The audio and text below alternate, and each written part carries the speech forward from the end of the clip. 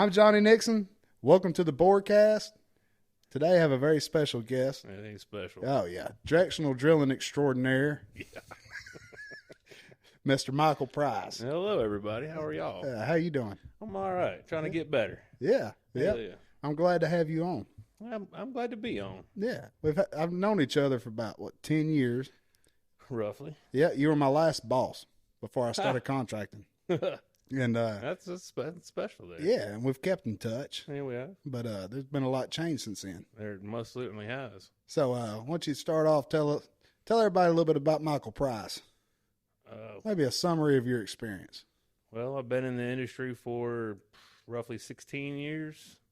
Started on small drills, 1220, I think, and then moved my way all the way up to 440 for some time. Yeah. Ran a 240 American auger for a while, and now I'm back into like sidewalk warrior. Yeah. Mm. So you've been all around. I have. I've seen a lot of the industry. Yeah. Yeah. You started out on the little drills and the subdivisions kind of work, and then you know all about transmission pipeline on the American auger, Maxi Rigs side of things. So yeah, you've been around the block. I've seen a lot. I've also I've dabbled in wireline steering. Yeah. And that as well. So yeah, and I've seen a good portion of the industry. Let's talk about the wireline for a little bit, if you don't mind. I don't. Yeah. Yeah, because probably I'm guessing 98% of the industry will never see wireline and don't know how it works, or probably don't even know what we're talking about. Oh, well. But I'm guessing. Yeah. But the typical method of steering a bore is your walkover locators, Digitrack, Subside, etc. Wireline's a whole different deal. There's a lot of technology with this. I think a lot of the Maxi rigs use it primarily, Mm-hmm. and they're increasing the technology with what they're trying to do with it these days. And it keeps getting more and more impressive, as everything does. Yeah. That wireline, man, it's complicated, but so easy at the same time. Yeah. The software does most of the work if you just know how to is that the way? Manipulate there is a lot. You have to there's, land surveying is involved with it. Yeah. So, it's hard to running a total station or a GPS unit, gathering, geodetic data. And then once all that is gathered, input into the program, then it's intuitive, as it were, if the person running it knows what they're doing and know how to manipulate that kind of software, but it's not really that difficult to learn. Yeah. So, but kind of go back to the basics a little bit for folks who have no idea what you just said. Your typical walkover locating, you're gonna lose signal about 70 foot ish. They got some locators they say run deeper, but the batteries die, et cetera, et cetera. What's the advantage of a wireline? You're impressive if you're doing 70 foot with a walkover. I've never seen it do any better than 34. They can. Yeah, they say they can. I've never seen depending on the interference. Yeah. Well, that's another thing that so wireline can go as deep as you want to go, and it can go through any interference that most interference that you'll encounter with a walkover locating system. Basically, what it is you develop a grid, an electromagnetic grid, and energize that grid, which will disrupt the Earth's magnetic field and find the interference at that point, which is going to be your drill stem, and it'll give you your depth and location. It's very complicated to try to explain, especially to somebody who you can't draw a picture for. Yeah, but it's way more precise. Way more, yeah. It can be, so long as your survey is accurate. Yeah. Yes, and you can get. You can go as deep as 300, 400, 500 feet with it and still be able to move forward without losing any kind of accuracy. Yeah. Back in the day, the first time when I first got into this stuff in, I think, 2008, on the first Maxi rig I ever worked around, it was they were still drawing the bore profile out on grid paper. Yeah, well, You know, it's come a long way. And I remember walking in that busted ass cab, and I was looking at that guy over drawing out the profile and everything. I thought, wow. And it's come out a long ways. But so people don't know, when a Maxi Rig sets up, a steer hand's job is a survey. It's basically a large rectangle along the board path, right? As best you can. I mean, Yeah. there's obstacles that are going to be in your way, but as best you can. And the deeper you go, the wider the grid has to be, correct? That's right. It needs to be somewhere between, it's best if it's between 80 and 120% Yeah. of the depth of the bore. Okay. But you can get away with here and there, depending on interference that may be in the area. All right. So the drill's set up. You survey points, kind of like connect a dot. Kind of like connect, yeah. And you run a wire from dot to dot to dot, which is a wooden stake. Right. Your job's to program it all into the computer. Do what it is you do. Yeah. You know, the rest of us, we're just pulling wire and we're wrapping around stakes. Well, And every time you get a locate at the end of every rod, you run a current to that grid, right? that's right. A forward and reverse current. Right. Well, yeah. And you usually use a welder. Correct. Yeah. Yeah. And the tool that it's reading off of isn't your typical sonde that a lot of us are used to using. No, it's Barrow.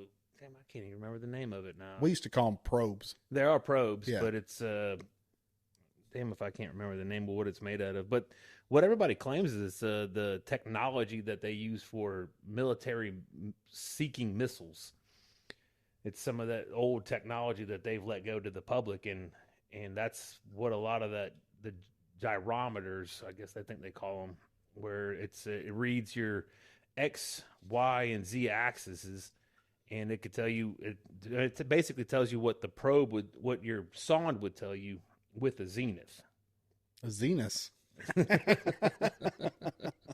I hear that right? No, zenith. Zenith. Okay. Yeah. Yeah. And it gives you an azimuth, which is a north. If you don't know what an azimuth is, it's basically 0 is north. Yeah. Magnetically. It's north, south, east, and west on a 360-degree scale. 360. So good. east, perfectly east would be a 90. 90. Okay. Right. And perfectly south would be 180. Perfectly west would be 270. Right. And that's part of how you calculate your steering. And also, so in that probe, it goes inside of a special housing made out of a certain kind of metal. I think it's steel, but they just demagnetize it. Well, I thought the Mon-El was what we called them, but I thought it was like made out of Mon-El or something like that. I was hoping you could tell me. As far as I knew, I mean, I don't know.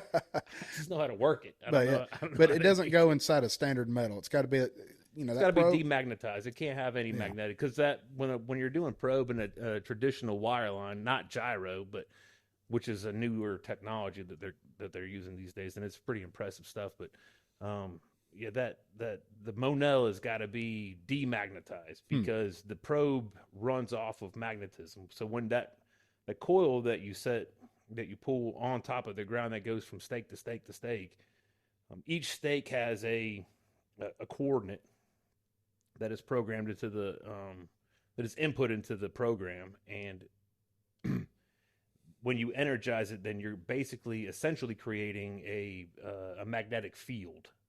So when if that probe was in something that was magnetic, like your steel joints, as it were, then it would go haywire. It wouldn't understand anything. Right. So you got your drill tool, which is typically a mud motor, a jet assembly, something like that. Behind that, you have your Mon-El, which is usually 30 foot long. Well, it depends on the rig. Okay.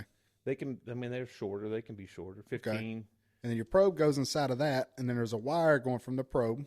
Well, I guess they got battery operated ones now too. They've got all kind of stuff. I mean, I've only seen the downhole wire stuff where you have to attach a wire per joint. Yep. So every 30-foot joint that goes on that machine, there's a wire runs through it. There's a connection. Yep. There's heat shrink. You got to keep it dry because it cannot get wet. Oh yeah, yeah. You don't want to be that guy that does a bad connection. You don't want to be the guy that does connections at all. It's best to just tie the knot at the top. Yeah, yeah. It's been a while, but I've done that, and so yeah, and at the end of every rod, you run current through the grid, Yep. take a shot, and you can do it right there from either a cab of a pickup or sitting right there in a drill cab next to the driller, and you're sitting there looking at a computer steering. There is no walking back. There is no forward and rear locate. No, there is no painting arrows and T's and dots and depths. No, there's none of that. You might have your little grunt guy that nobody likes out there watching for IRs or frack outs or whatever everybody's calling it these days. But yeah, I mean, there's nobody out there. You just sit it right there at the laptop next to the driller, and highly accurate. Very accurate. Yeah. So how long were you a steer hand for? Well, I was only able to do that for about a year and a half. But that was something you really wanted to experience on. Is that one thing that you hadn't? That's one of few things in the industry in my career that I haven't been able to do, and I was really looking forward to being able to do it, and I'm glad that I took that opportunity that I did. Yeah, because it's, any opportunity. In my opinion, if anybody wants to make a career out of something, then you need to know from the bottom to the top. Yeah, and everything in between, and that's what that's kind of what I'm seeking at the moment. So yeah, so. Got that one off the list, and that's a big one. Yeah, it is a big one. Yeah. I mean, any company would love that tool as an individual knowing how to do that, having that tool in their toolbox. Yeah, there's not many people out there that can do it. No. I mean, really, in the grand scheme of things, I'm sure there's a lot of individuals. There's a lot, there are. But compared to people who can locate with a Digitrack, it's a very small percentage. The percentage between people that run drills and locate and know how to wireline steer, it's not there's not enough. Yeah, I mean, when we worked together, which has been, I was thinking about it, it's been over 8 years ago, or this month. You were my foreman, and you'd locate, drill, drive the truck, mechanic, something broke. If we weren't fixing it fast enough, you just scoot us out of the way. Well, grab a shovel. You weren't scared of anything. You could do any of it and all of it and do it well. And you've advanced a lot since then, huh? Yeah, I mean, I'm trying to keep my hands clean these days, though. Yeah, they get them shovels quit fitting your hands after a while. They do. It looks so much better watching somebody from the truck window. It really does. But it gets tiresome after years and years of doing it. Yeah, I understand. Used to, gosh, we've dug holes together big enough to. I miss those days, though. I mean, yeah, but now every once in a while, I was like, let me show these youngsters how it's done, and I give up pretty quick. I'm like, man, dirt don't fly like it used to. Just get that surprise phone call, have to walk away. Yeah, I got to get this, boy. Oh, I just forgot. I got to call in a locate ticket. Or walk in when they're about to find it and probe down. There it is right there. What's taking so long? Yep. So, hell yeah. So what's next for Michael Price? You can focus more on supervision and management and. Well, it depends on where the industry takes me. That's where I'm currently sitting. I've recently been offered a position where supervision is going to be higher on the list. So yeah, I'm taking that, and then quite possibly leading towards management with a collared shirt. Yeah, it sounds nice. I just don't. For me, it's tough. Like you said earlier, it's I can't sit in my truck. Yeah, not for very long, anyway. Yeah, so we'll see how office position looks, but I don't know. It's not your style at the end of the day. It's not, but I'm not getting younger neither. Yeah, every day is another wrinkle. So if you're looking back on it, between the Maxis and the mid-size, together we ran a JT100 all-terrain for a year. AT100, yeah. Yeah, AT100. And JT all-terrain, need the same. Yeah, and we accomplished a lot with that. Got our asses kicked a couple times, too. Yeah, we did. I've seen a few tools fly across a job site. Johnny, if you guys don't know, has a bit of a temper problem. I'm telling you, it went away when I got away from that drill. It's a short fuse, but it's short-lived. He'll throw a tool 50 feet and then go pick it up and apologize for throwing it. But that particular machine, man, God, It will try your patience. It will, but it was a capable machine. It is. I mean, the technology. I think. I mean, it's got its place. Yeah, and it did. I mean, it is not the best producing machine, but it does have its place. Yeah, it was nice to drill rock 5 gallons a minute if you needed to. Yeah. You know, that was nice. I mean, and there's places for it. It's just not every place. Yeah. And that's where they sent you and I, is to everywhere with that rig. Yeah, and it did well most of them. It did. It does. I mean, I think a lot of other people are probably very successful with that rig. Yeah. With that style rig. Anyway. People either love them or hate them, I've noticed. Yeah, I'm indifferent. I mean, I think it's a great technology, but I don't think it's perfected just yet. Yeah. It may take some time. I think the 60s are a little bit better. And the smaller rigs, like the little, I think. The Ditch Witch 60 all-terrain? Yeah, or the 40. Doesn't they have a 40? Yeah, they have a 40. That 40 is a pretty decent rig. We had one damn make me look bad about 2 years ago. We set up on a 1,000-foot bore, and we typically wear air hammer. What happened? I don't know. You pointed at something. Oh, I was just pointing at the watchers getting me a 12er. Okay, well, you just go right on ahead. Yeah, I'm gonna. My goal with this podcast is to keep it authentic. And how many drillers you know of don't drink beer and hang out after work in a hotel when they're out of town? I know one steer hand. That don't? Yeah. Yeah, there's not many. Nah.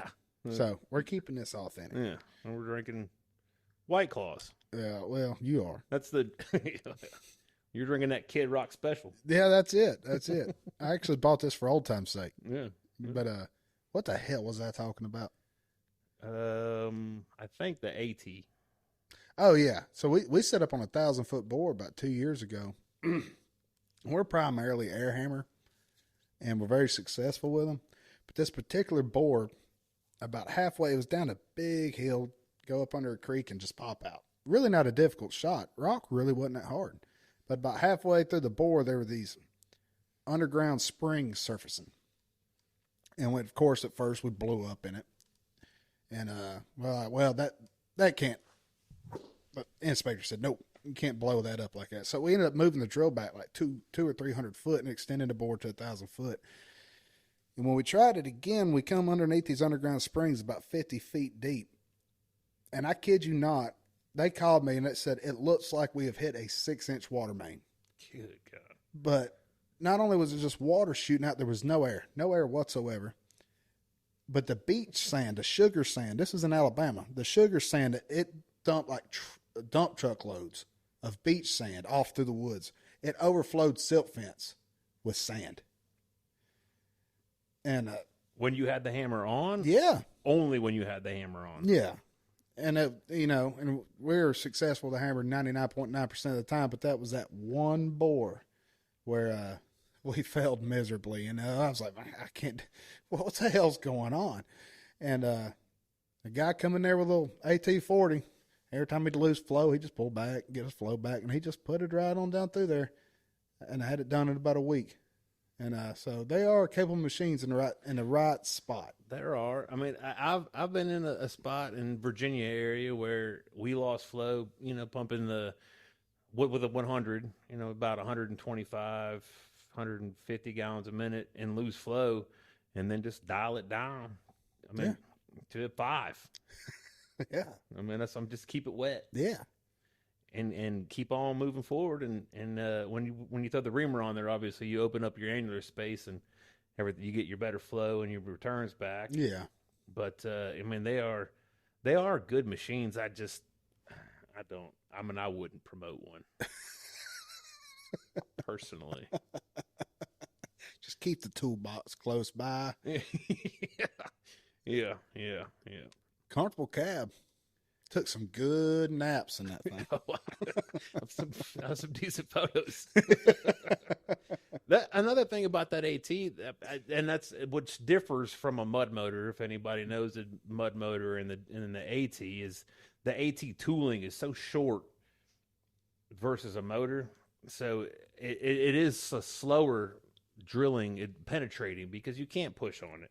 If the rock isn't just dead flat with no grain in it whatsoever, then you can lean on it a little bit. But if because the tooling is so short, if you go pushing any kind of pressure on it, then it's just going to walk up, down, left, right.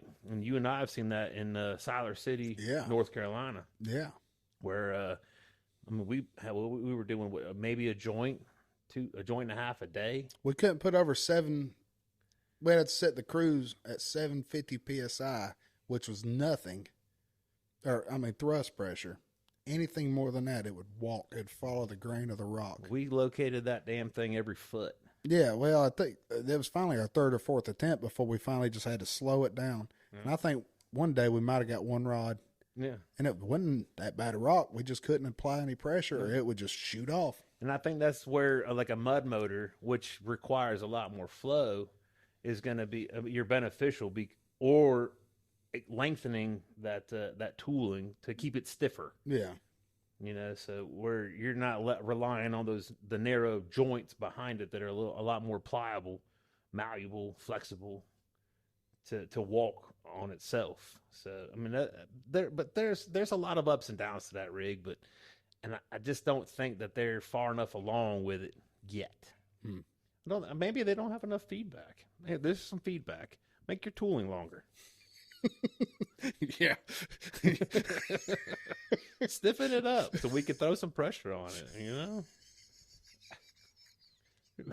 We're not out here just to hang out. We're trying to nobody makes money just drilling one joint a day, whether it be 10, 15 or 20, 30 foot. Yeah. You got to be able to push on that bitch. We let a curse on here? Oh, absolutely. Yeah. Let's push on that some bitch. If they don't like it, then sorry, y'all. Listen. Sorry. We're going after authenticity here. So, what about the American augers? What'd you think about them? I love American auger. Do you? Yeah, I do. I just love everything about an American auger. I really do. Their customer service, and I'm not trying to be rude, has kind of taken a little bit of a dip. But they used to be awesome, and they are still pretty great as far as everything goes. But the rig itself, everything about an American auger, I love the feel, the comfortability of sitting in the seat. If you got to sit in there for 12 to 16 hours a day, it's comfortable. Whether it be a 110, a 240, a 440, all those rigs, and the customization of it is nice too. Whether you want to dial everything down and just lean on it, and it can't do more than 10,000 pounds of pressure face, whether it be pushing, pulling, whatever, or if you're trying to rotate and you don't want it to rotate over X, Y, Z, then you could. It's such a nice rig, in my opinion. And I'm sure there's a lot of other rigs that may do those things, especially the newer ones that are coming out. But I've run a lot of American auger, and I can't say enough about them. I think they're great. Yeah, well, they've been around a minute. They have. Yeah, they have. But they're amazing rigs. The 110 the 240 is a great rig. Yeah, I do. And I guess my drawback on the 240 is if you're going to get one, why not get a 440? It's the same footprint. Yeah. With the 440, you have to remove the wrenches in order to transport it for mobilization. And that might be, and you need a bigger tractor, I suppose. But it's a versatile rig. Yeah, same length rods. Yeah, we can take a lot. Yeah. And it's the same footprint. Really, it's the same damn drill. I just don't know. Really, I don't know why they made it. It's the same rig. That's a drill you don't have to take the front jaws off of. But the 240 has a 2-jaw system to where the 440 has 3 jaws, right? 3 cylinders? No. No? No, I think the 240 has that same. It's the same. Okay. I'm pretty sure. I could be wrong. It's been a minute since I've worked around any new ones. It's been. If the jaws needed to be replaced, I just told somebody else to do it. Yeah, I hear you. Yes, yeah, you guys take that. I gotta go get a part. I hear you. I don't recall. I'm pretty sure it's a 3-jaw system though. Yeah. Okay. Pretty sure. But it's, I mean, and they do the same thing. They separate just like anything. They travel up the track. I mean, I don't know if this podcast is for small drills or everybody. It's in for between, everybody. If you only run a 2440, there are much bigger rigs out there. Yeah. Much bigger. I think a lot of people probably saw them on Facebook and said, ooh, Yeah. And, but never really heard a whole lot about them because, it's a different way of life, committing yourself to a maxi rig because it requires travel. Yeah. You're not working 9 to 5 and home every weekend on a maxi rig. You're hitting the road. That's your life. Yeah. You got to be extremely dedicated. Yeah. And so most people never venture off into it. No, well, no, they don't. With the ones that do, I mean, that's what they live. It's That's a professional. It's a lifestyle. It really is. It is. It is. And there's a lot. A lot goes on with it. Yeah. I mean, when you start doing maxi rigs, you're talking about reclaiming systems, and those. I mean, you could talk days for those. With how your mud is. I mean, everybody's worried about, especially with smaller rigs. And I'm not, no disrespect. Every rig, no matter what you do in this industry, has its own specific challenges. Absolutely. Because when I worked with you, I used to laugh at the 2440 people. But I look at these guys, they're little real trailers. No, they ain't got to have no real claim. All they got to do, pothole couple utilities, hook a 2-inch hose up and go. And then I started contracting running one and got my absolute ass handed to me out there. And I was like, this is just a little bit harder than I thought it was. It's a different ball game. Dragging a 2-inch hose to a rig and hooking it up to a little water truck and buzzing out with your pilot at 5 gallons a minute, whatever it is that people, that sounds like a joke to somebody that runs a maxi. But when you run a maxi and you're pumping 500 gallons a minute for your pilot, or your ream, maybe 330 for your pilot, depending on what mud motor you have, and then 550, 600 for your ream pass, depending on what diameter or material you're in. I mean, you have a tractor that does a lot of stuff. You have to pick up some of those heavy duty hoses and set your reclaimer up, handle your joints, because how you handle. Each joint is loaded on one at a time. You don't have a loading system. It's an operator or somebody that claims to be an operator. But but there's not. You're not digging up 72 potholes per 500 feet. You're not hunting that gas main they couldn't locate. No. So you're going 80 feet deep or 200 feet deep under a mountain. So it's different for setup. And another thing is you set up most of those maxi rigs, you set them up. It takes 3 days, 4 days, depending on what setup you've got going on, maybe a day and a half, depending on your crew. Yeah. I've seen guys have them set up by lunch before. Yeah, but they knew what the hell they was doing. Yeah, some of these guys, they've been in there for a while. Yeah.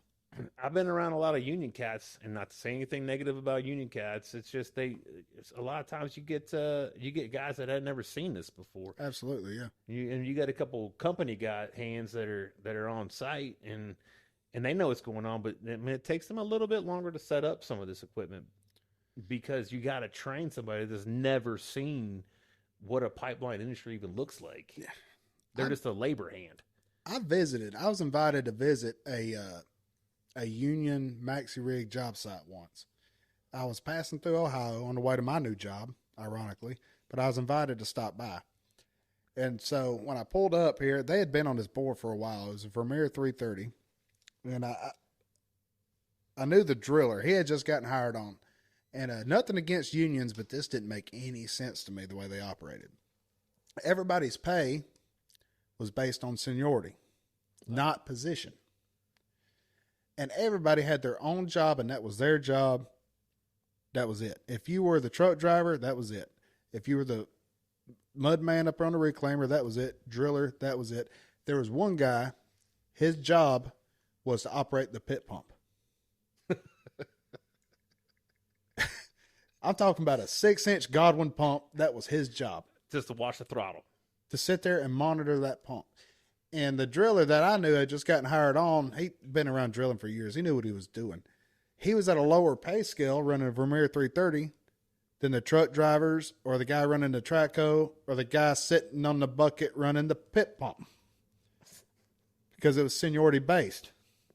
And I was like, and they were all just so happy because they made a very good hourly wage. I think that at this time, this was in 2014, and they all, like, the starting wage was $32 an hour, which is really good. But you had to stick it out for time to get your pay on up there. But it didn't matter what your position was, and you couldn't help each other out with each other's responsibilities. And, yeah, so and I said, man, I'm glad y'all are happy with it, but I couldn't do it. I mean, I don't know how the union works. I'm from Georgia, and I'm sure different unions, different companies is different. And I'm not knocking anybody. No, I'm just saying. Everybody's life. I'm just saying there was one guy out there who got paid good money to sit on a 5-gallon bucket and run a pit pump, and he wasn't allowed to help nobody else. I think they've. I don't know if that was a specific job or if things have changed recently, but now they call. I think when you're on the HDD spread, then they've changed it where it's. I don't know what the union terms are, but it encompasses anybody is allowed to do anything. So, I've been on a few union spreads recently, and I mean, I'm not here to judge anybody by no means. It's just not my cup of tea. I find it bizarre. We like to make less money and work harder. That's right, because we're from the South, by God, and we earned it. Damn them benefits. To hell with time off and paid insurance. I want to break an arm and have to go to work the same day, not even to go to the hospital. So we're gonna save our $100 a month in dues. Hell with that. Just give my $100 away so I don't have to pay insurance. Yeah. It is funny when they complain about their dues, and that's like, man, well, I don't know. I don't know a whole lot about the unions, but I don't either.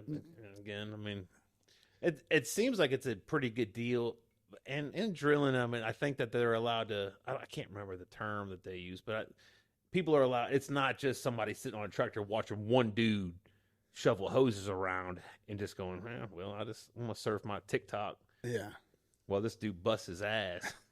I don't know how it's. I mean, I'm not trying to be rude, but how somebody could watch one other person just work their ass off but they're not allowed to. Yeah, on our jobs they're called inspectors. I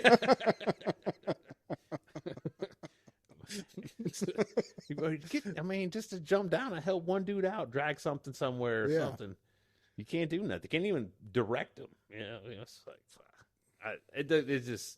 To me, it seems bizarre where you could just watch somebody work their ass off, but it's not your title job. You can't do it. It ain't for me. Yeah, because I'm not a supervisor that sits in his truck. I'm somebody that gets out there and hollers at everybody. Yeah, you are, and I know that from experience. You do holler at everybody. Well, I'm the one. I'm also the same guy that's in the bottom of the hole with everybody too. Let me tell you what he did. Tell me. I don't remember. This has been a long time ago. We were working somewhere. I think we were potholing for our next shot, and somebody went and got lunch. We all gave them our money, and they brought back a bag of sandwiches. And it was hot, summertime, and we all sat down under this little shade tree, and we're sitting there eating our sandwich. And you come walking up, and you look. He said, "Since when do we sit down to have lunch?" We're like, shit, give us 5 to 10. I mean, once a sandwich in one hand, a sharpshooter in the other. Got shit to do today. Hey, baby, we're trying to turn 100 into a production drill. Yeah. There ain't no sitting around for that. And we did at some points. We did. I think we put a lot of, hell, you had your little tally marking going up on your helmet for a little while. Yeah. So, when I worked for you, I used to, for every bore we pulled, I'd put a mark on my helmet, which I would never try and do that nowadays with a 2440 or whatever. The whole thing would be black from smaller bores and whatnot. But we accomplished a lot with that 100. At one point, they sent us to South Georgia down in the good dirt, got us out of the rock, and it was, I would say, we was averaging a 1,500-foot bore pulling 8-inch pipe. I want to say the average. Have it done about 3 days. Every 3 days. Yeah, every 3 days we had a bore in. Yeah, and when we were smoking. We smoked everybody on that project. Oh yeah, worked our ass. Well, I mean, I was running a drill. It was terribly bad. I think that was with 3 people. Yeah, that was just you, myself, and Caleb. Yeah, poor Caleb about to run himself to damn death. He'd run the reclaimer, then he'd run over there and help me change baskets. Then he'd just run circles around that job. Yeah. Through the swamps of where was that? Baxley, Georgia. Atlanta. Yeah, nice town, just stunk. That lumber plant or whatever. Oh man, that glue they use is nasty. Oh yeah. And then Jessup, not too far from there where we were staying, is that little paper plant. You'd wake up in the morning at the hotel, open the door, and it'd hit you. You're like, smells like money. Yeah, it's the land of the good dirt. I could use one of those jobs right now. It was a nice transition from doing nothing but rock to just blow and go. Yeah, it's been a long time. I've had those jobs where the dirt was so good a monkey could drill it, and those are great. But we ain't had one in years. Tater dirt. Yeah, just sticking around Georgia and Alabama, a lot of red clay, a lot of all kinds of different types of rock, and we always end up on the rock bores. Yeah, rock pays. I could use some good tater dirt drilling. That's been, once upon a time it wasn't nothing to put in 1,000 foot in a day with a 2440. We haven't done that in a while. Just it's all these fiber guys that want to go 10 feet deep and mess it all up for the next guy. We were those guys. I know. Yeah, that was totally me. Dig a window, dude. It's me right now, baby. I mean, going deep only screws the next guy if they were planning on going deep. Hopefully I don't have to come back to the jobs I'm about to be on. Yeah. Hopefully Johnny Nixon comes back to these jobs. I got it. I'll tell him where it is. I got it. It's deep, buddy. Yep. Yeah, go deep for cheap, they say. Yeah. Don't hate the player, hate the game. You know where you're about to put that? I already did it. Hey, guys. Thank you for tuning in to the Borecast. Me and Michael took us a quick halftime break, and then we get back at it. However, I would later find out that I was having technical issues with the equipment. The audio for the remainder of this podcast is not what it should be, but I hope y'all will give it a shot. Thank you for tuning in. Be safe. Keep the rod spinning. I do like it. I mean, it's nice. I think that all conversations should be like this. Where if you're like, I think this would be a great thing to do with like a female, your girl, whatever, your SO.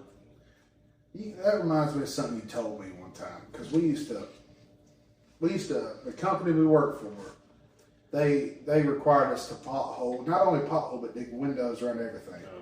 Do you remember? Yeah. I mean, we dug some stupid holes together. Unreal. And you really get to know somebody. You spend hours next to them on a daily basis digging holes. If you want to get to know somebody, go dig holes with them. And one day we're out there digging. You said, you know what? I think this would be the perfect first date. I said, what? But there was great logic behind it. You say, if you really want to get to know a girl, put a shovel in her hand. You're gonna see her work ethic. You're gonna check her attitude. And what else? I mean, especially in the middle of the summertime. I was like, you know what? You get her temper up pretty quick. That's right. If that girl sits there, has a good attitude with you, and digs a hole with you, and is positive about it, she's a keeper. I mean, it'd be hard not to say nothing. You just gotta find out how she cooks. Yeah. Date one, dig holes. She makes it through that, and then let's see how she does on barbecue chicken. Well, or whatever it is. Yeah. Yeah. Let's try that casserole. Lasagna. Yeah. That's it. My wife makes some badass lasagna. Does she? Hell yeah. Yeah. I mean, it's hard to turn out a good lasagna. Mm-hmm. Damn sure is. Yeah. But there's a lot of logic behind that statement. I mean, you do get, when you're digging holes the way we have to dig holes, or some people have to dig holes, you get to know somebody real quick. Yeah, we dug some damn holes. You get to find out how dark their humor is.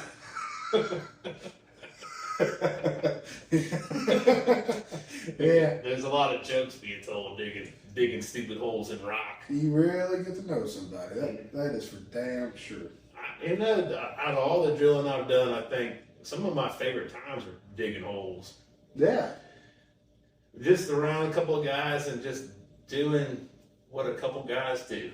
We used to gamble on how deep the utility would be. Yeah. Remember that? Three of us. Maybe we put like $1 or maybe a 6-pack of beer after work, whatever it was, and we'd all put a wager on how many inches what deep it was, and we'd start digging. And boy, we was excited to find that damn thing and said he won. I do remember that. Yeah. Sorry, my headphones are falling down. You're good, but yeah, we traveled around. We said we worked anywhere from Georgia, North Carolina, Tennessee, Virginia, South Carolina. Were you with me in South Carolina or Florida? I don't think we went down. No, I wasn't with you in Florida. No. It's a different ball game down there, isn't it? It can be, especially if you get down. I think your previous guest Ryan was talking about some of that coral down there in like Miami area. Yeah. Oh my God, that is some terrible stuff. I haven't experienced it. I haven't tried it with the hammer, but with a motor, it is some terrible, terrible stuff. Yeah. What's so bad about it? It's a lot of when you consider rock. What size drill were you running? In southern Florida was a Vermeer 220 300. Oh, so you had the Vermeer 220. You had it in South Florida. Where at? Where was that? It's a good question. South Florida. I mean, it's pretty close. I mean, down Fort Lauderdale, down West Palm, that far I south. think it was on the west side of Florida. Further south than Tampa. Yeah, it was down there near that whatever that. I'm blanking on stuff. Everglades. Yes, there That's we it, go. that's Yeah, the one. the Everglades on the western side, though. Yeah. Okay, so you got into some nasty coral. It's ugly down there. But Georgia boy got some coral. Coral. Yeah, coming from clay to coral. What now? Y'all drilling it with a mud motor? That y'all use a tricone bit or PVC? Yeah, tricone. Tricone. Yeah. And what was so rough about it? It's the difference between coral and rock that I've experienced is that when you're in rock, a lot of that rock is it's a solid formation. Yeah. And as anybody that's ever run a motor before, and if you haven't, the solid formation on a motor, you got that tricone bit that's rotating as fast as however much mud you're pumping, and hopefully around, I guess, 200 RPMs probably or better. I should know something like that, but I don't. How fast they spin. Just looking at it. How long I've been doing this, I should know something like that. But I mean, it doesn't face off and then create a clean, smooth hole like it would in rock, sandstone, or even granite. It's always jagged. There's nothing smooth about it. So every time you progress forward, when you're penetrating, it's constantly keying up. It's constantly stalling the motor. It's just ugly stuff. Yeah, I mean, like you've done a lot of rock before. Yeah. With a motor, an AT, and a hammer. I've never tried to even coral in a hammer in coral, and I don't know how that would respond. I mean, coral is very porous.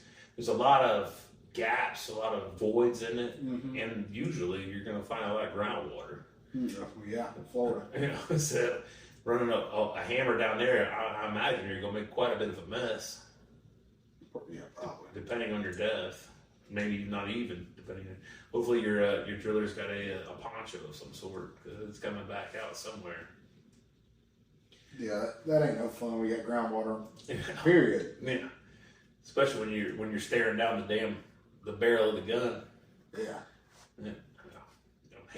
There's only so much a tarp can do. I don't know how y'all. Well, we use one more air hammer. And we got those sheets of that plastic.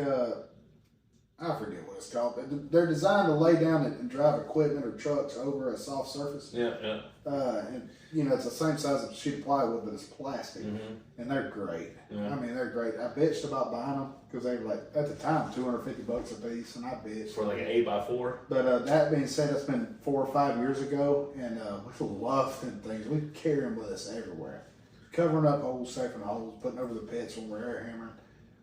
Crossing, I've laid them down over mud holes before, and track drills just right over the mud. Then, without them, the drill would have got stuck and then tilted to rig side. You've been in a mess. But we'd lay them mats down and just in swamps and you just go.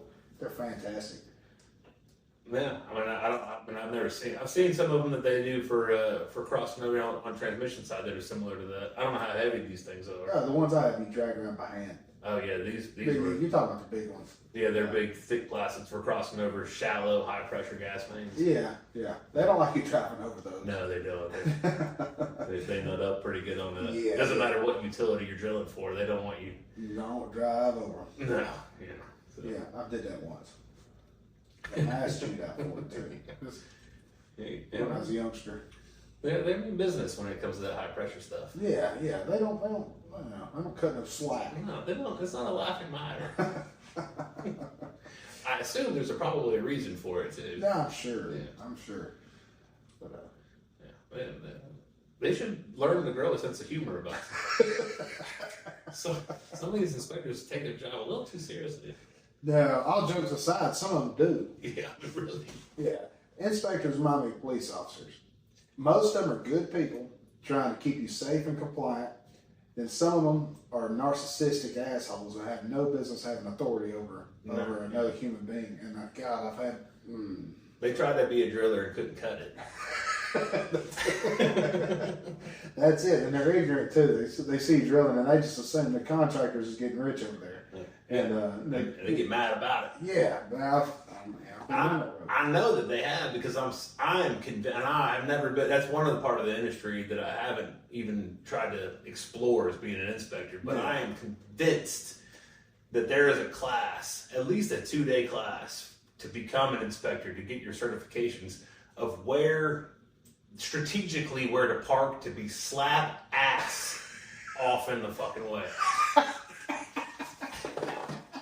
It's a requirement. I don't think they pass the class until you know exactly where to park, where you are just fucking everything up. I don't think that, I mean, really, because that's what they do. They come out there, they write you demerits, and they get in your fucking way. We had one time. I was working in Oklahoma, and it was like working off a dirt road, and we had this excavator. I want to say it was a Komatsu 160 or something like that. And we pulled up on the lowboy, and we used to carry our reamers on the lowboy with the excavator. And I hopped up on the excavator and unloaded the reamers off to the side in the ditch, and then I unloaded the excavator off the side, tracked it up out of the way. And with intentions of swinging around and getting my reamers. And this is like 24-inch reamers, pretty good size. This inspector's been okay until he just decided, let's cross the ditch and drive up next to the lowboy and hit the 24-inch fluted reamer head fucking on. Just get it in his whole damn bumper. And from then on, he hated us, man. Hated us. Like it was like we just put that in his way intentionally. You need to paint it yellow next time. I guess so. God, that dude was a prick. I got word that he passed away years later. I said, God, I don't put a reamer in front of his hearse so he can wipe one out one last time. And nobody laughed. Nobody laughed at that. We dug too many holes. I was not empathetic for that guy. He was such an asshole. And but most of them are all right. Yeah, I've been pretty fortunate with my inspectors. I've only come across about one that really just crossed up. Yeah. And I'll be all right if I don't cross paths with that one anymore. I got one in mind similar. Yeah. I mean, we'll still do our job just the same, but I just do not have that individual on my spread. Yeah, I can get along with anybody. If I don't like you, you're a prick. That period. And that's all there is to it. And there's one guy who, looking back on it, the jail time would have been worth it. Sometimes you just get bailed out. It was. Then being the bigger man and biting my lip was not worth it. It really was. Just the right cross and walk off the job. Man, yeah. Well, live and learn, move on. Yeah, I mean, you live better with your conscience being clear. Positive lifestyles. I try. That's what they make beer for. Or whatever that is. Yeah. Alcoholic drink. Well, you drink the things that they you're a health nut. I mean, well, not a nut, but I like to be healthy. Yeah, so we worked together. We'd work a 12, 14-hour shift out there in the summer sun with everybody else. When we'd all go to the hotel dead tired, you were some kind of freak of nature that'd go to Planet Fitness, work out for 2 hours. Well, whatever gym available. Whatever was available. It didn't matter. You were getting a membership whatever time we were in. That's right. And then you were in bed behind everybody else, and you were the first one up the next morning. Well, Why the hell ain't you at the truck at 6 o'clock? Yeah. Well, when the expectations are expectations. Everybody's got somebody breathing down your neck. Yeah, so. yeah. But you didn't point your finger and tell anybody to do anything you weren't willing to do and do better. So, well, not do better, but at least lead yeah, in the direction. That you did. That you did. I'm not the best at everything. Yeah. The sit down and eat lunch, that was crazy. I'm not very good at that. Some people are better at that than me, for sure. And yeah. But I try to, when I run a crew or a spread or whatever it may be. I don't try to ask somebody to do something that I personally would do, and I think that's a quality that a lot of people probably would do well in obtaining. Yeah. Because I wouldn't ever single anybody out by no means, I'm not trying to be judgmental by no means, but it means a lot to some people when you're willing to do things alongside. Yeah. And I think that goes a long way. It's a good test of character too to see what they're made of. If your superior's ever working next to you and you just slack off and go hide, you need to go. Yeah, I've had some of those. And those are the easy ones to let go of. Yeah. Sometimes work gets slow for everybody, and when you have to let go of some people, I don't know if you've had to see that. I've been fortunate enough to work for some larger corporations or corp companies, as it were, where we only let go of the people that aren't cutting it. But some people do have to let go of some cats that they would really wish they didn't have to. And it makes it easier to cut with the proverbial fat. Yeah, it's easy to fire somebody for negligence or just being an asshole, but it's saddening to have to fire somebody just because they're an idiot. And I've had some of those. And it gets sad when you don't fire somebody just because they show up. Yeah. Every day. Like, well, he's good because he shows up to work every day. He's got a solid pulse. Put that on his resume. He bitches about everything he does. You gotta tell him 3, 4, 5 times, but he's on time. He can sit on the bucket or at the pit pump. 10 years, it still bothers me. I wish I had that job. Where's the application for the bucket sitter? Yeah, qualifications. What kind of test did you have to take? Yeah. I'm sorry. Can you imagine that resume? What have you been doing the past 5 years? Well, I specialize. Godwin 6-inch pump. I can find the comfortability in an upside down 5-gallon bucket. I don't even need a cushion. Not for what the union's paying me. No offense to the union. No, absolutely not. They're good guys. Yeah. I've met some great ones. One thing I would say, not that I'm saying negative things about the union, but they have a lot of opportunity to see several different, I wouldn't say diversities, because that's more like people, but in the ground conditions and a lot of different things that they're exposed to versus like what my career would be. My career was focused a large portion of it with one company in just a few different states. Yeah. Where some of those union cats, they get to travel around and be with several different qualities of leadership and ground conditions. Yeah. That it can make you a well-rounded driller, as it were. Because if you're only exposed to just these ground conditions and this management, whatever it may be, then it may give you maybe a false sense of confidence, which you where you think you may be sitting, where when you experience when you're exposed to some of these guys that have been around the map and work for a lot of big names, because there's a lot of big names in this industry. Oh yeah.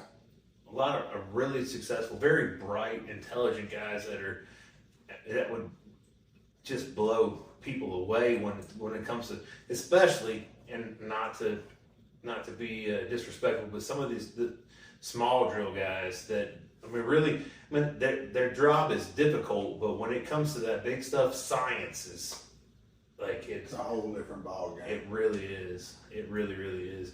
And some of these guys that it might take a team of engineers for one bore on some of them. Yeah, when it comes to the mud engineers or steer engineers and just design and profile engineers, geo engineers, it really can take a whole team. I think I talked to somebody recently that did a 2-mile bore. That's to do something like that. It takes a lot of planning. Yeah. And good operators. Yeah, there's a lot. You don't wing that one. No, you don't walk up on that one and go 5%. Yeah. Boss, can't get it to turn. You know, put your little F5 on the ground and put it to shit. Some battery died. Tripping out for a battery. 2,000 feet. So there's a lot that goes on with all that stuff. So, it's, if you don't know, drills get very complicated. Absolutely. And if you're only in it for just to make whatever you're doing, sometimes just look out for look up some of what's capable of what these drills can do, because it can be super impressive. Yeah. And it can make you proud for what the industry that you're sitting in. The career that you've chosen, or your business path, what have you. But when it gets to this, it's there's a certain level where it's just. Yeah, I had an inspector one time. He showed me pictures of a job he was on. He wasn't supposed to show anybody these pictures or have them, but it was a custom built Maxi Rig. I want to say he said it was like 2 million pounds, and they had a ship anchor buried behind the drill, and the cable they buried it, and the cable come out of the ground was like, 12, 18 inches in diameter going to the back of the machine. Braided. Yeah, and I was like, sorry, you don't say that on the people with HD. No, yeah, that's what the BOAR gods. Oh. That's fucking crazy. Yeah, people HD was a great thing until, like most Facebook groups, the dumbasses started chiming in, and then all the smart people just quit getting involved. Well, but they're still there. But it's just some people just don't know how to spell. Doesn't make them a dumbass. It does drive me fucking crazy though. Yeah. BOAR, for those that don't know, is a fucking pig. I don't know everything, but I do know that. Yeah, you got that figured out. Yeah. If you're gonna drill, it's BORE. By God. Jesus fucking Christ. Google's right there for everybody. All the information is. Yeah, spell check don't help them on that. No, it doesn't. They're spelling it right. It's the wrong word. Hell yeah. Yeah. So, if you watch this and you're part of HGD and you're a small drill, or any drill, and you're spelling the BOAR, change it. Yeah. I made it easy and put it in the title of this podcast to help out. I don't think it's gonna.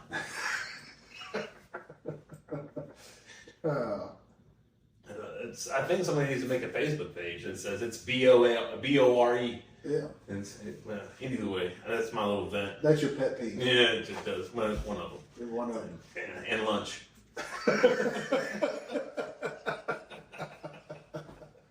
Get back to digging. What are we doing sitting around? No, hell yeah. Give you guys time off when you sleep. Boss, what kind of mood you in? Oh God. Let me tell you what this guy did since he told you. I brought it up. His favorite thing when he fucked up was, "Hey boss, what kind of mood you in?" And there was one particular board we were on. that I was not in that kind of mood. JT 100. AT100. AT 100. Yeah, AT100. I believe we were in North Carolina. Or was it Gastonia? Mm-hmm. Yeah. With an AT100, you're not supposed to push on it real hard. So I didn't like staking the rig down for several reasons, but one was you're not supposed to push on it real hard. It's not a mud motor. And two, if it's staked down, you're not going to get pipe back, in my opinion. There are times where the bigger rigs, bigger than a 100, you stake them down, you got to put a lot of pressure on it. But with what the reamers that we're running, the cones, the bearings, with the hole openers that we're running, that rig, it just doesn't want to. 50,000 pounds is enough. 25 most of the time is enough to make the proper production. But Johnny just loved pushing on shit. I couldn't break him of it. He just loved doing it. he wanted to see what 75,000 pounds looked like on that little rig for a pilot. So he knocked the rig off course and needed to readjust. Crooked, not crooked. The whole front of the drill. By the time I'd sit in the cabin, straighten up, then knock it crooked again and straighten up. Do that enough times, the whole drill shimmying sideways, and then you're offline. Yeah. So you got to break free from your downhole. Yeah. Disconnect your fluid hose from your charge, from your reclaimer. And then, back your rig up, line it back up good. And then, hook back up. Yeah. Everything. But, being short on CDL drivers, I had to go for a load of water. So it interrupted my routine. And I was spoiled by some really good guys on the crew who usually, like, we were a team effort, and if you messed up, they had you back.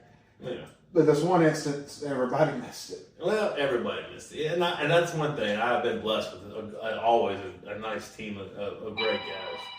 But sorry about that, everybody. But Johnny gets back on the rig after getting a load of water, mixing. And starts drilling again, loses flow. We don't have flow. So I'm looking for it all over the place, man. And I'm like, man, all of a sudden this thing's drilling like shit. That torque is unreal. I don't know what are we in? Oh man, I'm walking up and down this creek that we sit underneath. Don't see flow anywhere, everything. Caleb's on the reclaimer going, have a tank. Yeah, our mud's disappearing. We don't got none of it. I don't know what's going on. We're running out of fluid. And old Johnny wants to come over to the radio. Hey, boss. What kind of mood you in? I said, I'm not in that kind of mood, Johnny. What's going on? He says, you might want to go take a ride. Drive around for about 45 minutes. So I repositioned the rig. Went to get a load of water. When I come back, the 3-inch hose going from reclaimer to the back of the drill. Forgot to hook it up. Oh my God. And when I got on the drill to start drilling, turn the charge pump on, feeding the machine, and it was just back there going, Just dumping all the bentonite down the right of way. I mean, we're just flooding back behind the machine. And I'll never forget Cole's face because he's up there looking around, watching his levels drop. He's done drained the whole reclaimer, drained the water truck to the pit, mixing bentonite, trying to keep his viscosity up, and it's all just disappearing. And he finally just looks over and Stop! And I get out, and I've done drained like 5,000 gallons behind the drill just going down the right of way like a river. And I was like, yeah, that's why it was drilling like shit. Yeah, we had no mud. It was just up down the road. But we made it disappear. You guys, yeah. I did take my drive, and when I got back, it was gone, and it was impressive. Yeah. We just give it a good rinse. Yeah. Whatever you guys did with it, I don't even want to know, but it was gone, and they heard none of it. So. Luckily, that wasn't one of those jobs. One of the wrong inspector would have had come apart. I think that job. In fact, I think the gas coordinator told us to put it off right away. I don't recall that. Yeah, that when we spun around and went to drill the other direction, the road turned, and he was like, "Why don't you guys just put about 25 foot off right away?" Nah, I'm good, dog. We're not gonna do that. No. No. Yeah. Or we can keep it on right away. Somebody comes through here, build a bridge later on. No, it will be locatable, you know.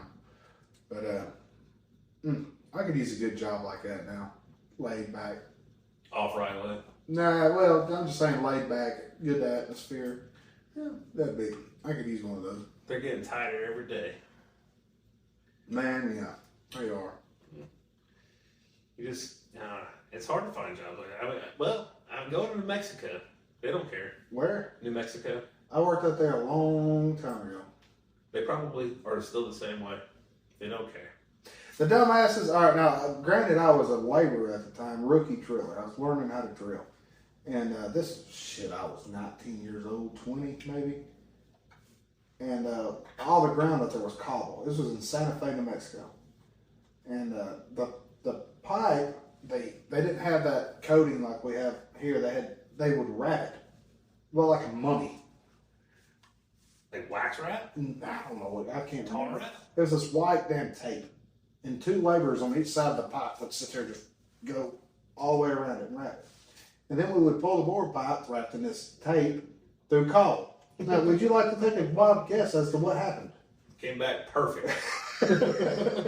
It'd come back in shreds. Wouldn't Jeep at all. And they were just like, I can't understand. well, yeah, can I understand what the hell's going on? It's like, well, yeah.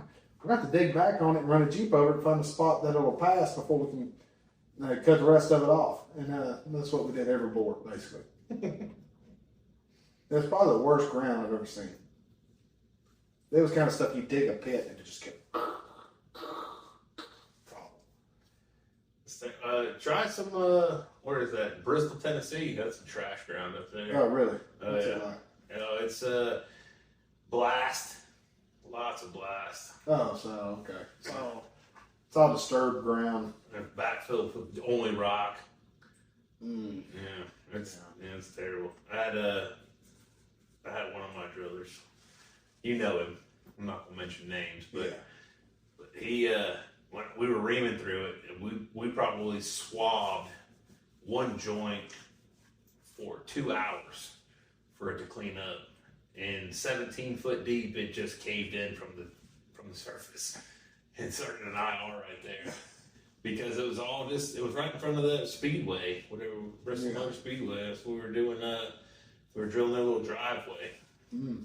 And it's terrible over there. Because it's blast the middle of the mountain and then fill the valleys. Yeah, you can't make a hole in it. No, you can't. And they thought we were going to drill it.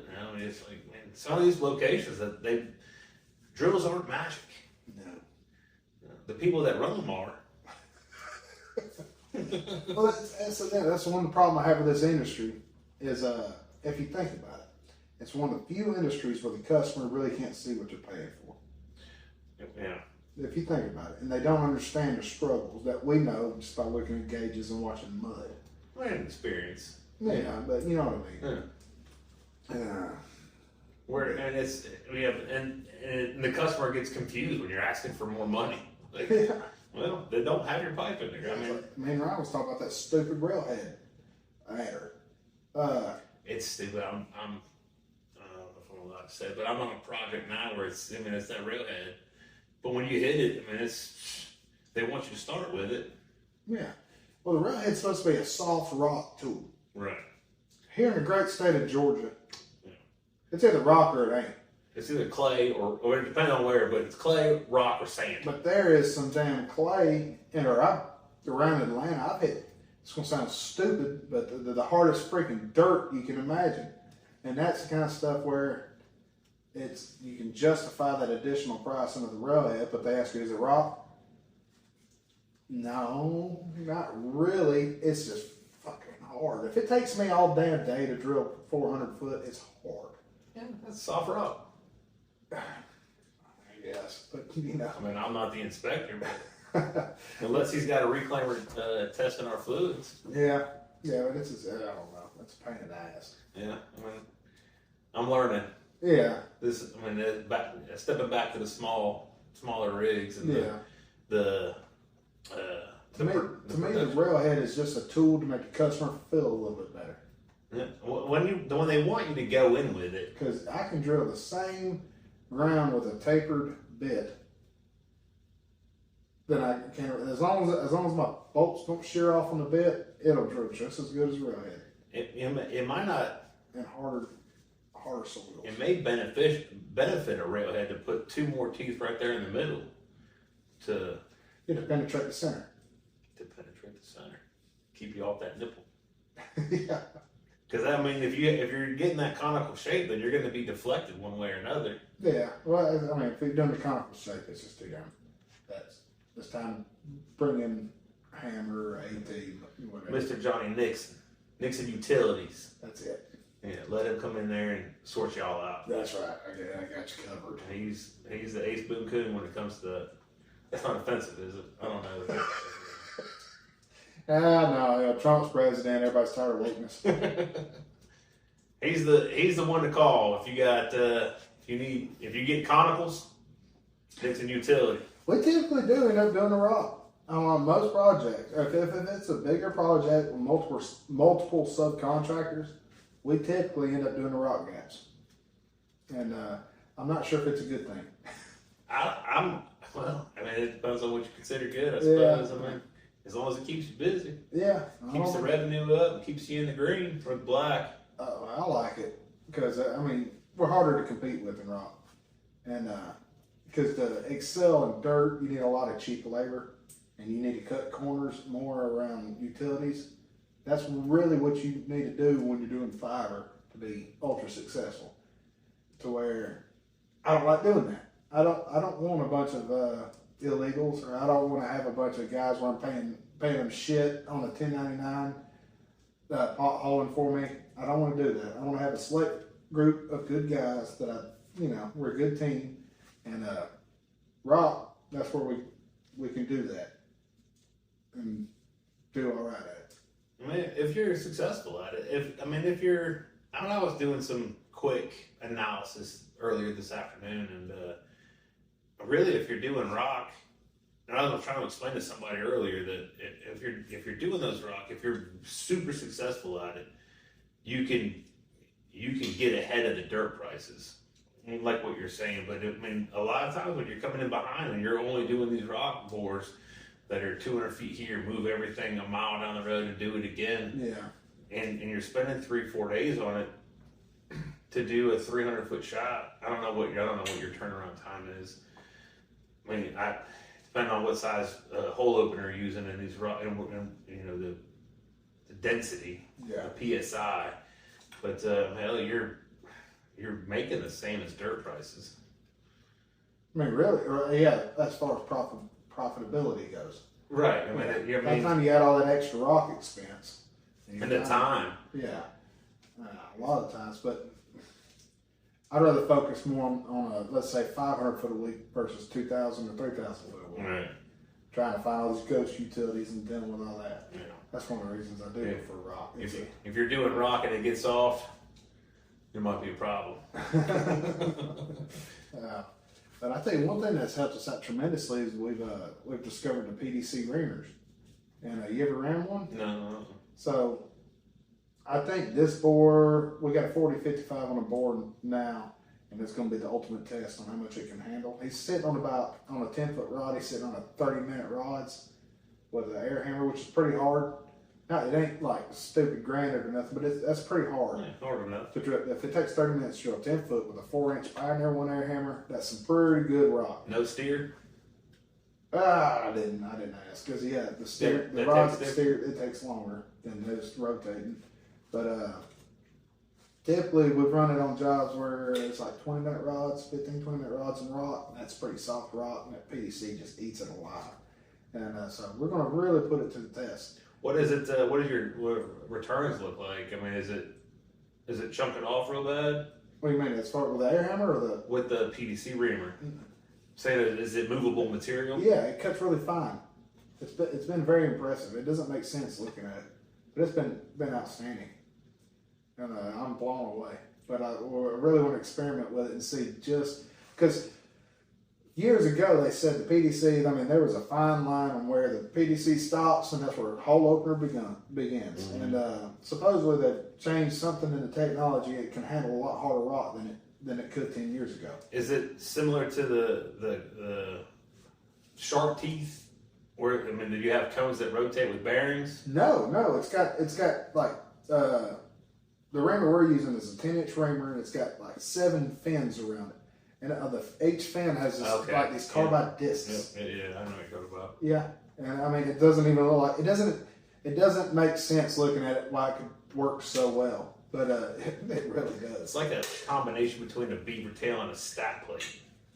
Stack plates are badass too, but yeah, those are Kodiaks, I think they call them. Yeah, I heard our last job use that term, but we got some one stack plate and it's badass. I mean, I ran the hell out of one for a long time until I gave it to a companion crew, and they turned a 12-inch stack plate into a 6-inch tube. Yeah, no cutting. It's not doing so good right now, boss. Mr. George. Oh man. Yeah, they did. But no, the PVC's been out there. It's been pretty.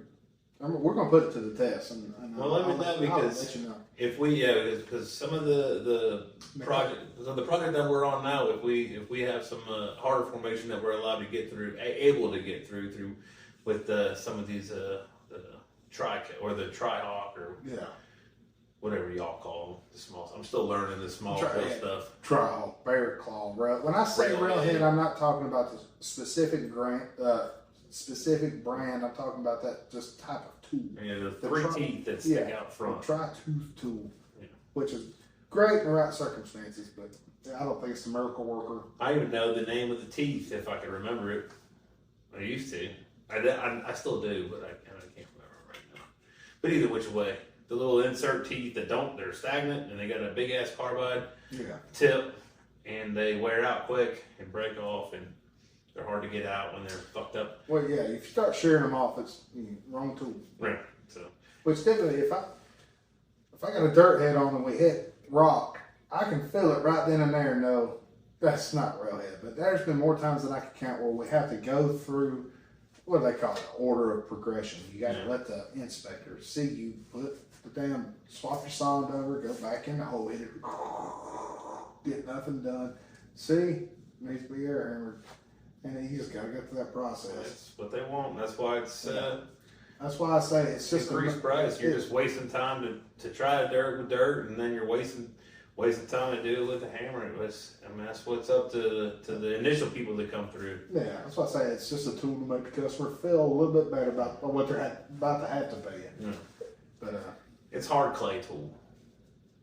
Yeah, there has been. I can think of one bore where it was a compacted dirt with some gravelly rock mixed in it, and it was carved compacted, and I was sitting there carving my way through, and I thought, man, this is perfect. It really was smooth, and that particular bore, I was like, this is the right tool for the job. Every other time, I just sink up there and wrong. Yeah, get right to it. Just hammer it out, butter it up. Why are you trying to cut frozen butter with a cold knife? That's not a saying for anybody. You just made that up. Yeah, I did. Just right now. Nobody's ever said that before. Yeah, there you go. Use a hammer. Pioneer One. That's it. They're the guys. I personally never used one, but yeah, I've heard a lot of good things. Oh yeah. They're all positive reviews for good reason. Yeah. Hopefully, I get a helmet sticker for that. Oh yeah, I guarantee it. We'll get you one. Yeah. That's why I said it. I thought about that earlier.